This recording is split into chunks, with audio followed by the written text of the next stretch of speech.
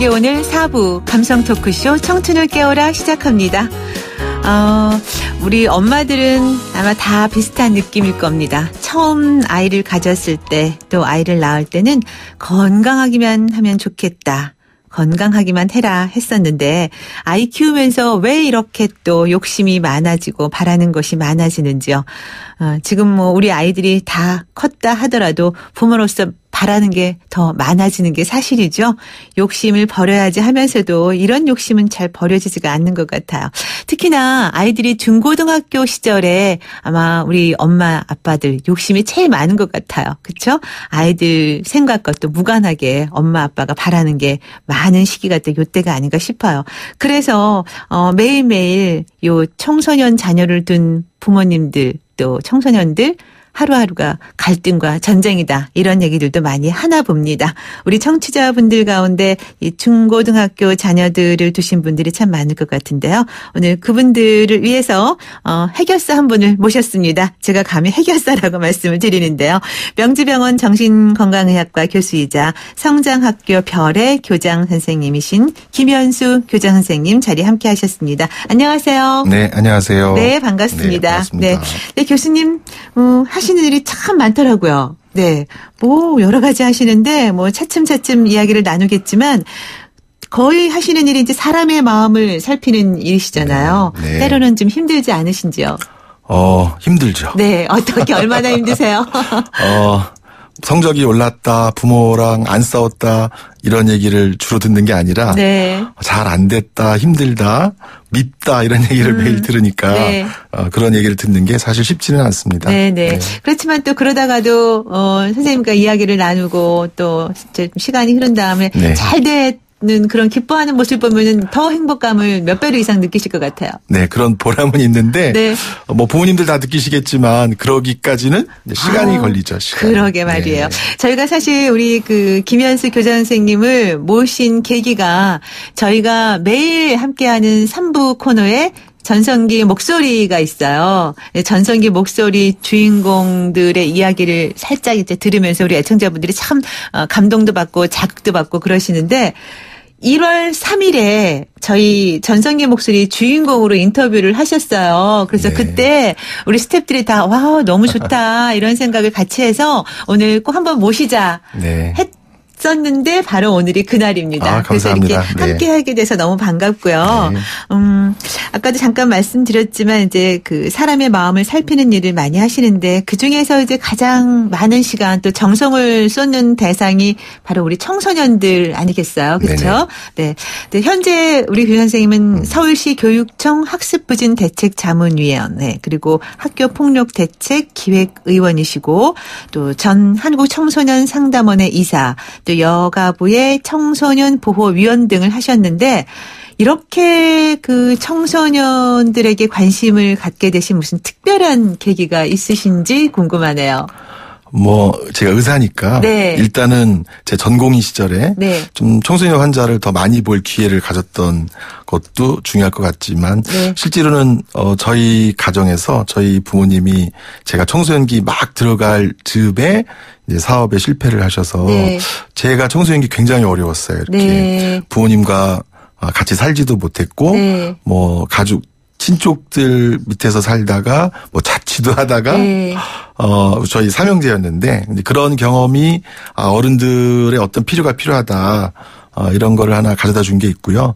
또 마침 제가 군의관으로 가는 네. 제 근무지가 네. 소년교도소였어요. 저는 제가 제일 불우하다고 생각했는데 네. 그 소년교도소 가서 만난 청소년들을 보면서 더 마음이 많이 아팠고 병 때문에 오는 애들도 있고 네. 또 그런 가족들 때문에 오는 아이들도 있고 또 굉장히 장애가 있는 아이들도 있더라고요. 네. 그래서 이제 전문가가 잘 도와주는 게 이 아이들에게 중요하겠구나. 네. 그것도 이제 굉장히 중요한 계기가 된 것 같아요. 네.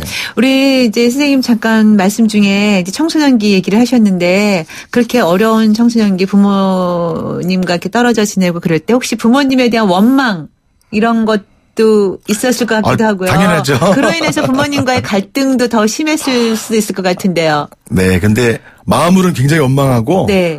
그랬는데 동생들이 있어서 네. 제가 삼형제 장남이어서 네. 마음으로는 굉장히 원망했지만 부모님께 대놓고 네. 그런 원망을 털어놓진 않았는데 동생들은 좀 네. 부모님께 많이 대들었던 것 같아요. 네. 근데 그러면 이제 그게 이제 네. 원망이 이제 어느 정도 되니까 사라지던가요? 어떻게? 지금도 사실 일부는 사라지지 않은 게 있고 네. 또 일부는 이해하게 된 것이 있고 네. 또 청소년기의 특징 중에 하나인 것 같아요. 네, 네. 그 모든 자신이 잘 되지 않는 불행이나 또 하다못해 성적 떨어진 것도 네. 다 이거를 엄마 탓. 부모님 탓하고 싶어하는 네. 그 청소년기 특성이 있었기 때문에 그때는 아마 더 힘들었던 것 같아요. 네.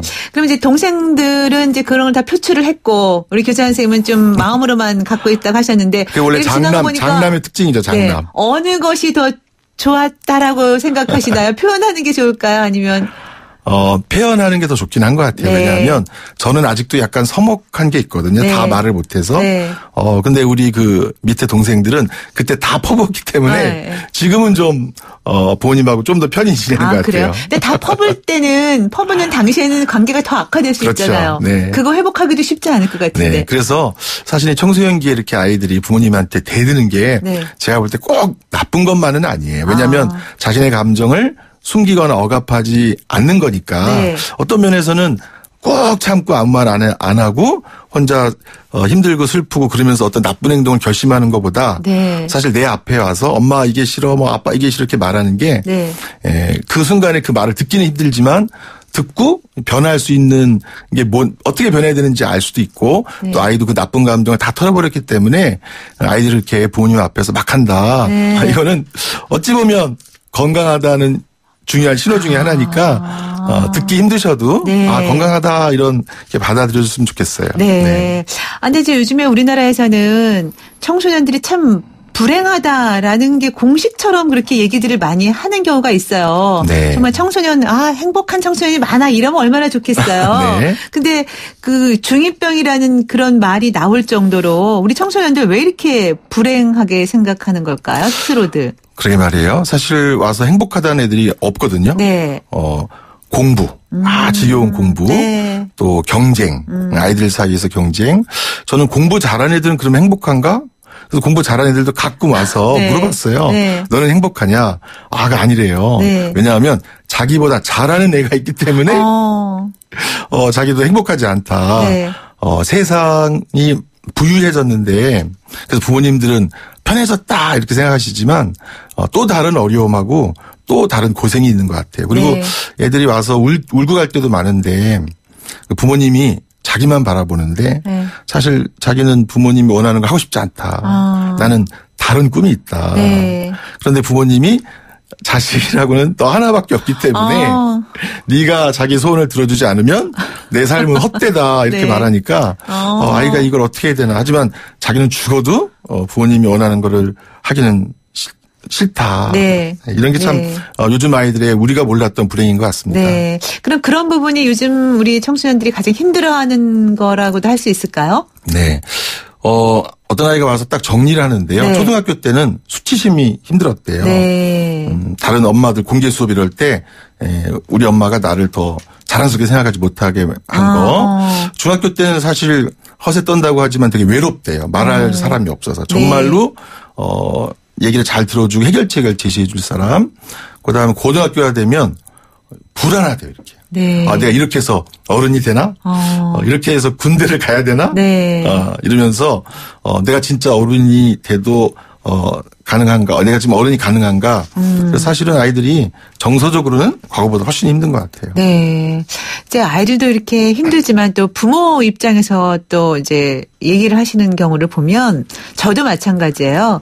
아이들을 키우면서 늘 이제 고민되는 부분이 지금도 아이들의 문제나 고민을 내가 아는 척 하면서 함께 해결을 해줘야지 되는 건지 개입해서 네. 아니면 그냥 알아서 잘 하겠지 하고 이렇게 지켜봐야 하는 건지. 왜냐하면 해결해 준다고 했다가 그게 또 갈등이 돼서 싸움이 되는 경우가 있어요. 네. 어떻게 하는 게 좋은지 저도 잘 모를 때가 있거든요.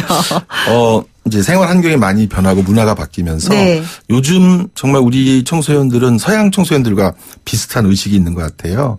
그래서 초등학교 때까지야 뭐 엄마가 이렇게 뭐 과잉보호를 할지라도 본인이 좀 받아들일 수 있는데 네. 청소년기가 됐는데 어머니가 마치 자기 생활을 모두 알고 싶어하고 전부 관여하려고 하면 그 자체에 정말 반감을 갖는 아이들이 많아서 네. 청소년기 이상의 자녀들은 사실 부모님이 기다려주고 조심스럽게 말하고 또 동의를 얻고 말하고 네. 이런 게 아이들이 나를 존중한다. 부모님이 나를 믿는다. 네. 그렇기 때문에 사실 바로 개입하기보다는 네. 좀 기다림을 갖고 아이한테 조심스럽게 접근해 주는 게 청소년 이상의 자녀에겐 필요한 것 같습니다. 네, 네. 청소년 이상의 자녀를 하면 뭐 이제 20대 대학생들 경우에도 비슷하겠죠? 그럼요. 참 부모 힘듭니다. 또 자식들은 또 자기들이 힘들다 그러겠죠. 네. 근데 아무래도 이제 중고등학생들 경우에는 여러 가지 힘든 것들이 많이 있겠지만 현실적인 면에서 공부가 네. 어쩌면 우선순위일 수도 있을 것 같아요. 그것 때문에 제일 힘들고 그것으로 파생된 다른 문제들이 생기고 네. 그러는 것 같아요. 부모님도 마찬가지고요. 네. 그런데 이제 교수님께서 공부 상처라는 이 책에서 아이들의 배움의 본능을 되살릴 수 있는 방법에 대해서 이제 이야기를 하셨는데요. 그런 방법이 어떤 건지 짧게 좀 소개를 해주시고 정말 가능한지에 대해서 좀 얘기를 들어볼까요? 제가 진료하는 많은 친구들이 네. 공부를 잘하는 아이보다는 공부가 싫다. 공부 때문에 못 살겠다. 네. 이런 친구들이 많았기 때문에 내 인생의 가장 큰 상처는 결국 공부 상처로 시작되는구나. 아이들이 와서 한 말을 네. 제가 이제 책 제목으로 해서 공부 상처라는 책을 쓰게 되었는데요. 네. 뭐 결론은 사실 간단합니다. 아이들이 좋아하는 걸 찾게 되면 스스로 열정을 막 발휘하거든요. 네. 그런데 아이들이 좋아하지 않는 것을 억지로 하다 보니까 본인이 마치 나 무능하다 이렇게. 사실은 어떤 영역에서만 무능하고 어떤 영역은 큰 잠재성을 갖고 있는데 네. 공부를 못한다는 이유로 모든 것을 포기하는 아이들을 보면서 네. 그 공부 상처가 있지만 그래도 네가 좋아하는 것을 찾게 되면 너는 무엇이든지 잘 배울 수 있는 너만의 아주 소중한 능력이 있다. 이런 것을 아이들이 알아가도록 하는 그런 책으로 아이들한테 그래도 제가 좀 용기를 주는 네. 그런 의사였습니다. 네, 그렇군요. 이제 공부 문제뿐만이 아니라 이제 이런 경우 있어요. 아이들 키우다 보면은 이제 문제를 일으킬 때가 있잖아요. 청소년 시절에 중학교, 네. 고등학교 때. 그래서 이제 뭐 문제가 발생하다 보면 엄마들이 주변에서 그래도 우리 애는 그런 문제 안 일으켜서 정말 다행이야. 공부 못하면 어때? 문제만 아니면 돼. 이런 얘기들도 하시거든요. 근데 네. 그 문제라는 게 다른 게 아니고 요즘에는 또 폭력, 그 학교 폭력 같은 게 많이 발생을 하잖아요. 네. 그래서 그런 고민들을 어머님 많이 이제 걱정을 하시고 그런 끔찍한 뉴스들을 접하면 공부가 다가 아니야 이런 얘기를 자연스럽게 하는데 그런 학교 폭력에 대해서 다 자유로울 수 없다. 이런 말들도 하잖아요. 내가 피해자가 될 수도 있고 또 어떤 경우에는 가해자가 될 수도 있고 둘 다 또 안타까운 경우인데 이렇게 어떻게 대처를 해야 좋을까요? 학교 폭력에 대해서. 학교 폭력을 조기에 해결할 수 있는 학교 안에서의 어떤 그 제도나 장치도 있고 또 가정 안에서의 제도나 장치도 있는데 저희가 이제 안타까운 거는 피해자든 가해자든 자기가 친구들하고 있는 일을 전부 얘기하지 않는다 하더라도 네. 그래도 어머니나 아버지에게 자기가 겪고 있는 일을 조금 더 빨리 얘기하면 우리가 해결의 실마리를 심각하지 않을 때 찾을 수 있는데 제일 이제 저희가 걱정인 것은 말을 못하는 거죠, 이제. 네. 그래서 정말 부모님이 좋은 부모가 되어가고 있다라고 하는 신호나 증거는 뭐냐면 아이들이 찾아와서 말을 할 수 있는 부모가 되어주는 거예요. 네. 힘들 때. 네. 그래서 뭐 여러 가지 제도나 장치가 있겠지만 가정 안에서는 힘들 때 부모에게 도움을 요청해라. 네가 정말 창피한 일을 겪는다 하더라도 부모가 도와주는 사람이다. 이런 도움을 주는 사람으로 부모가 있을 수 있다면 우리 아이가 어떤 일을 겪을 때 같이 상의해서 잘 도와줄 수 있는데 우리 아이가 말을 하지 않는다. 학교에서 어떤 일이 있어도 제가 지금 힘들어하는 것 같은데 그걸 솔직히 말하지 않는다. 나한테 말하지 않는다. 이게 이제 우리가 부모로서 빨리 뭔가 하여튼 알아차리고 반성하고 네. 아이가 힘든 것을 가지고 나한테 찾아와서 얘기할 수 있는 그 분위기 네. 이걸 만드는 게 가족 안에서는 굉장히 중요한 일인 것 같아요. 네. 결국 부모의 역할이 무엇보다 더 중요하다는 그런 생각이 드는데요. 오늘 저희 그 중고등학교 자녀들에 대한 이야기를 좀 나누고 있습니다. 또 문자도 많이 오고 있는데요. 그 가운데 1797님 아들이 친구와 싸우다가 혼자 학교에서 처벌을 받았습니다. 딱 한 번의 일이었는데 학교 폭력 가해자로 찍혀서 왕따를 당하고 본인도 죄책감에 괴로워합니다. 어떻게 도와줄 수 있을까요? 하셨나요? 아이들이 부모님에게 제일 바라는 건 뭐냐면 부모님만이라도 내 편이 되어주는 거거든요. 네. 근데 이제 우리나라 부모님이 다 그런 건 아니지만 꽤 많은 부모님들이 일단 애를 혼내요. 네가 그런 행동을 하였기에 또는 그런 행동을 하지 않았으면 이렇게 혼내서 아이들이 이 세상에 한 명도 내 편이 없다라고 네. 할 때 아이 상태가 너무 나빠지거든요.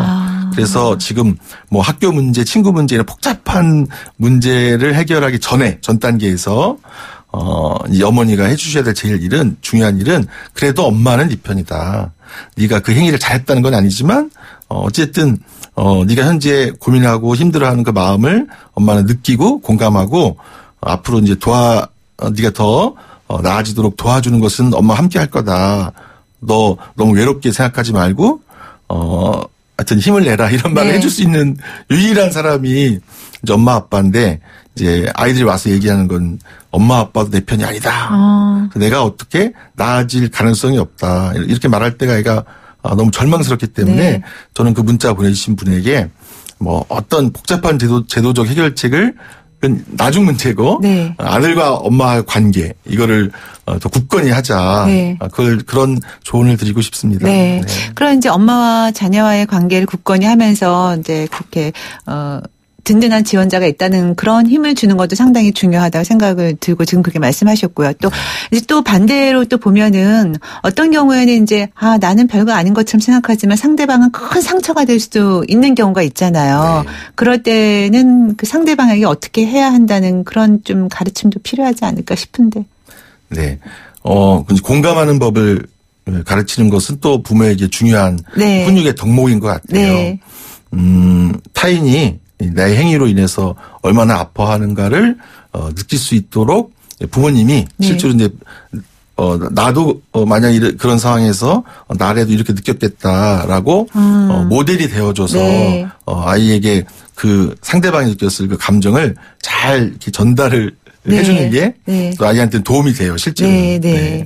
지금 9778님, 우리 아들은 중학교 때까지는 1등을 할 정도로 잘했는데 고등학교에 들어가서 어느 날부터인가 무기력해지고 집에서 소설책만 읽어요. 그런 지 1년이 지났는데 그냥 내버려둬도 될까요?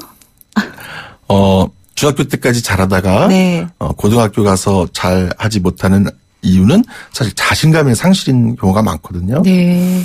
그리고 어떤 특정한 고등학교를 가게 되면 중학교 때는 정말 잘하는 아이였는데 그 고등학교에 가서 자기가 뭐 중간보다 못한 아이가 될 수도 있어요.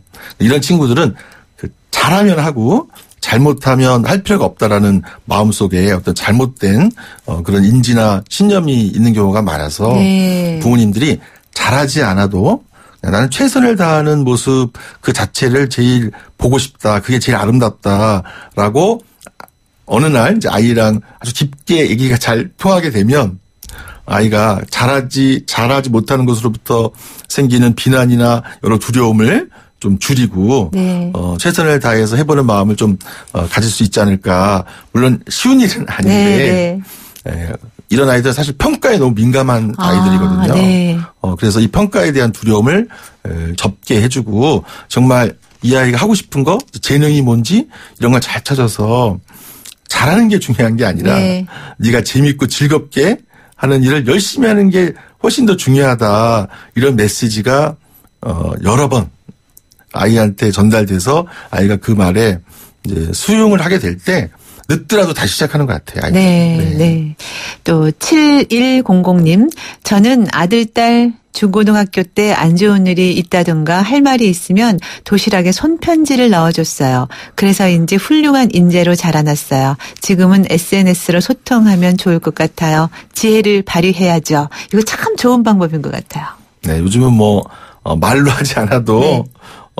마음을 표현할 수 있는 여러 방법이 있어서 손편지가 참 그 감동을 전해주는 것 같아요. 맞아요. 네. 저도 몰랐는데 요즘 친구들은 손편지가 특별한 의미가 있더라고요. 네, 그냥 네. 문자나 이렇게 그 카카오톡 하는 것과는 별도로 네, 네. 예, 그 부모님의 손편지가 또 자녀의 마음에 감동을 주기 때문에 네. 그런 속마음을 표현하는 기회를 적절히 갖는 게 자녀한테 큰 힘이 되는 것 같습니다. 네, 정말 든든한 지원군 같은 느낌을 받았을 것 같아요. 그 네. 자녀분들이 손편지 읽으면서 감동도 하고요. 네. 그리고 0197님, 딸이 고3인데 임신을 했습니다. 남자 부모와 함께 아이를 지우라고 하는데 고집을 피우고 낳겠다고 합니다. 엄마로서 정말 어떻게 해야 할지 고민입니다. 하셨네요. 아우, 정말 고민되시겠어요. 아마 더 힘들고 더 외롭고 또 우리나라 고3이라는 그 시기가 정말 힘든 시기인 것 같아요. 네.